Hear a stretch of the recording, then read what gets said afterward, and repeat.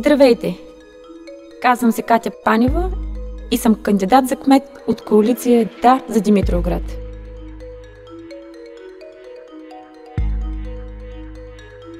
На 32 години съм. Родителите ми са лекари. Те ме научиха да вярвам в себе си и да се изправям с лице срещу проблемите.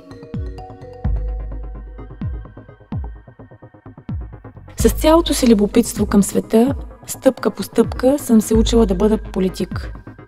И научих най-важното. Политикът също е човек, само че живее и работи с проблемите на другите. Обичам работата си. Обожавам семейството си. Гледам напред и мисля за бъдещето. Искам моя град да продължи да се развива с темповете от последните години. Зная как и мога.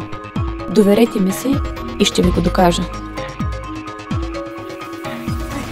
Ние сме с номер 23!